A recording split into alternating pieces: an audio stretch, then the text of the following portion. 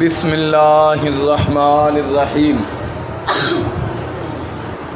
ہم پڑھ رہے ہیں اسماء عاملہ کی بحث۔ اسماء عاملہ کی کل 11 قسمیں ہیں، جن میں سے ہم نے 8 قسموں کو پڑھ لیا ہے۔ آج کے سبق میں ہم اسماء عاملہ کی 9ویں قسم کو پڑھیں گے۔ اسماء عاملہ کی 9ویں قسم مضاف ہے۔ مضاف جو ہوتا ہے نا، یہ مضاف الیہ کو جر دیتا ہے۔ مضاف الیہ کو جر دیتا ہے۔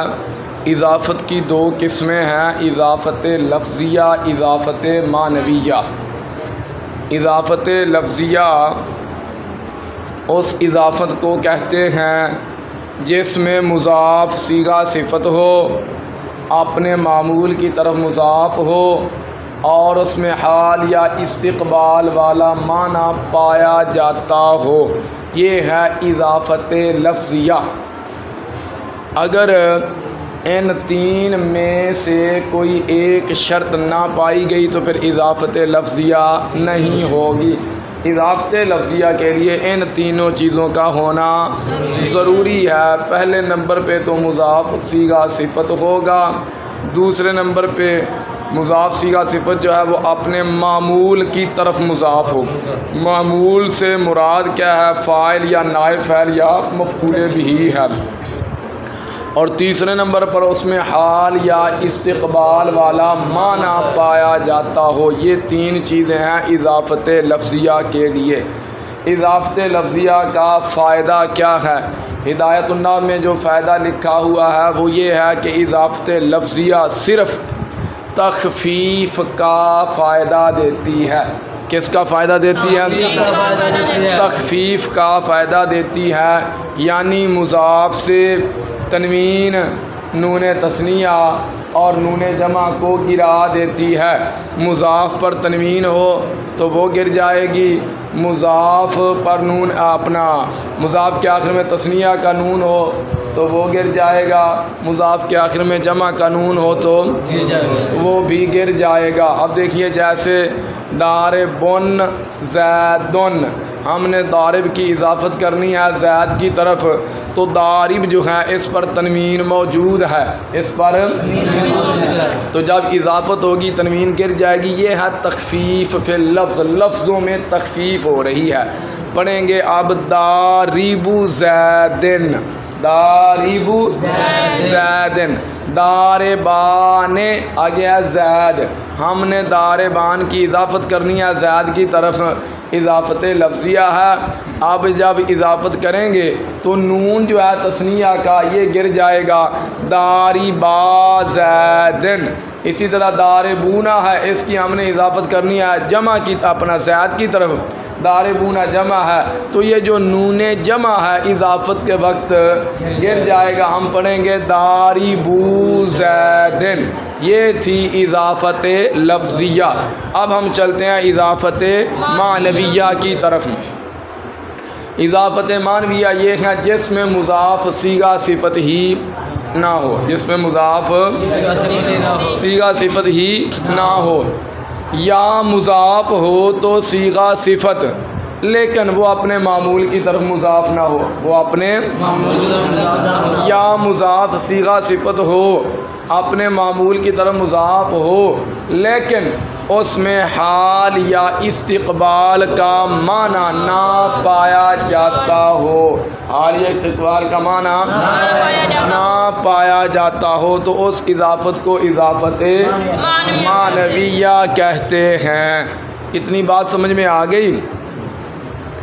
اضافت معنویہ کے 3 فائدے ہیں۔ کتنے فائدے ہیں؟ 3 فائدے ہیں۔ پہلا فائدہ تخفیف فی اللفظ، کیا ہے؟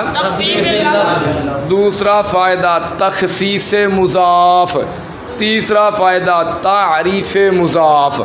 تخفیف لفظ آپ پیچھے پڑھ آئے ہو کہ اضافت جو ہے وہ مضاف سے تنوین، نون تثنیہ اور نون جمع کو گرا دیتی ہے، جیسے غلام زیدن، جیسے تخصیص مضاف کیا ہے جی؟ اضافت معنویہ میں ناکرہ کی اضافت ناکرہ کی طرف ہو جائے تو مضاف ناکرہ ہی رہے گا، البتہ اس میں کچھ تخصیص ہو جائے گی، البتہ اس میں کچھ تخصیص ہو جائے گی۔ اضافت معنویہ میں ناکرہ کی اضافت ناکرہ کی طرف ہو جائے تو مضاف جو ہوتا ہے نا وہ ناکرہ ہی رہتا ہے، معرفہ نہیں بنتا، لیکن اس کے افراد میں کچھ کمی ہوتی ہے، اس کے افراد میں کچھ کمی ہو جاتی ہے، جیسے غلام راجلن، جیسے لفظ غلام بھی ناکرہ ہے، لفظ رجل بھی ناکرہ ہے، ناکرہ کی اضافت ناکرہ کی طرف ہوئی ہے، اب ہم غلام کو معرفہ نہیں کہیں گے، ناکرہ ہی کہیں گے، کیونکہ ناکرہ کی اضافت ناکرہ کی طرف ہو گئی ہے، لیکن تخصیص حاصل ہو گئی ہے، وہ اس طرح کہ اس کے افراد میں کمی آ گئی ہے، غلام کے افراد میں کمی آ گئی ہے۔ جب کہا صرف غلام تو غلام مرد کا بھی ہو سکتا تھا، غلام عورت کا بھی ہو سکتا تھا، لیکن جب کہا غلام راجلن، مرد کا غلام، مرد کا، تو اب عورت کا غلام نکل گیا، افراد میں کمی واقع ہوگی کہ نہیں ہوگی؟ قلت اشتراک یا تخصیص کا مطلب کیا ہے؟ قلت اشتراک یا تخصیص کا مطلب کیا ہے؟ کسی چیز میں چیز میں زیادہ معنی پائے جاتے ہوں اور کسی وجہ سے کچھ کم ہو جائیں، کسی چیز میں زیادہ معنی پائے جاتے ہوں اور کسی وجہ سے کچھ کم ہو جائیں تو اس کو تخصیص یا قلت اشتراک کہتے ہیں۔ اور غلام کے افراد بہت زیادہ تھے، لیکن جب اس کی آگے اضافت ہوئی، اس اضافت کی وجہ سے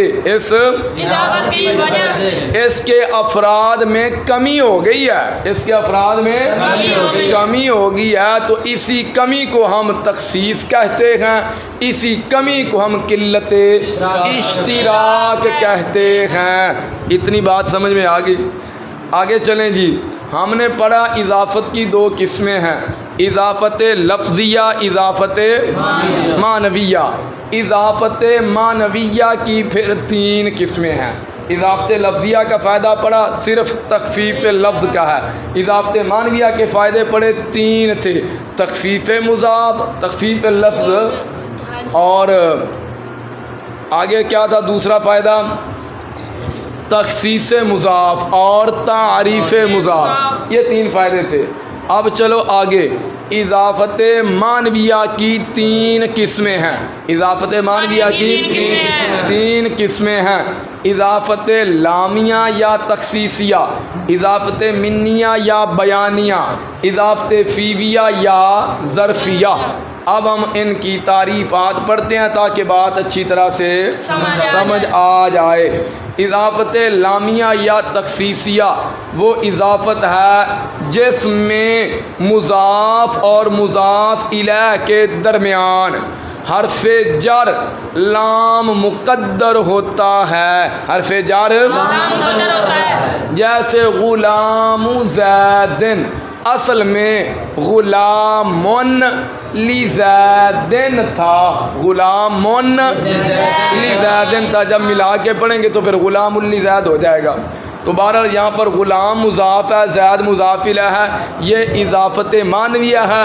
اضافت معنویہ کی تین قسموں میں سے یہ اضافت لامیہ یا تخصیصیہ ہے، اضافت لامیہ یا تخصیصیہ ہے۔ اضافت منیہ یا بیانیہ اس اضافت کو کہتے ہیں جس میں مضاف اور مضاف الیہ کے درمیان، جس میں حرف جار من مقدر ہوتا ہے، حرف جار من مقدر ہوتا ہے، جیسے بھائی خاتم فضۃ، خاتم فضۃ جو اصل میں خاتمن من فضۃ تھا، جو اصل میں خاتم کی جو فضہ کی طرف اضافت ہوئی ہے، یہ اضافت معنویہ ہے۔ اضافت معنویہ کی پھر 3 قسموں میں سے یہ اضافت منیہ یا بیانیہ ہے، اور اضافت منیہ یا بیانیہ اس اضافت کو کہتے ہیں جس میں مضاف اور مضاف الیہ کے درمیان حرف جر من مقدر ہوتا ہے۔ اور حروف جارہ پڑھے نا 17 باؤ تاؤ کاف و لام واؤ منزو موز خلا ربا حاشا من، آ گیا نا من۔ اضافت فیویہ یا ظرفیہ اس اضافت کو کہتے ہیں جس میں مضاف اور مضاف الیہ کے درمیان حرف جر فی مقدر ہوتا ہے، جیسے بھائی صلاۃ اللیل جو اصل میں صلاتن فی اللیل تھا، اب صلاۃ اللیل میں صلاۃ کی جو اللیل کی طرف اضافت ہوئی ہے یہ اضافت معنویہ ہے۔ اضافت معنویہ کی 3 قسموں میں سے یہ اضافت فیویہ یا ظرفیہ ہے، اور اضافت فیویہ یا ظرفیہ اس اضافت کو کہا جاتا ہے کہ جہاں مضاف اور مضاف الیہ کے درمیان حرف جر فی مقدر ہوتا ہے۔ تو صلاۃ اللیل اصل میں صلاتن فی اللیل ہے۔ آگے ہے جی ایک سوال، کیا ہے؟ ایک سوال ہے، سائل سوال کرتا ہے بھائی ہمیں کیسے پتہ چلے گا کہ مضاف اور مضاف الیہ کے درمیان کون سا حرف مقدر ہے؟ ہمیں کیسے پتہ چلے گا مضاف اور مضاف الیہ کے درمیان کون سا حرف مقدر ہے، اور یہ اضافت کی کون سی قسم ہے؟ بھئی یہ اضافت لامیہ یا تخصیصیہ ہے، اضافت منیہ یا بیانیہ ہے، اضافت فیویہ یا ظرفیہ ہے، ہمیں کیسے پتہ چلے گا؟ سوال سمجھ میں آ گیا ہے؟ سائل سوال کرتا ہے بھائی ہم کو کیسے معلوم ہوگا، ہم کو مضاف اور مضاف الیہ کے درمیان کون سا حرف مقدر ہے، اور یہ اضافت کی 3 قسموں میں سے کون سی قسم ہے؟ تو اس کا جواب یہ ہے بھائی ہم مضاف الیہ کو دیکھیں گے۔ کس کو دیکھیں گے؟ دیکھیں گے مضاف الیہ مضاف کے لیے ظرف بن رہا ہے یا نہیں، ظرف بن رہا ہے یا نہیں۔ اور ایک چیز ہوتی ہے ظرف، ایک ہوتی ہے مظروف۔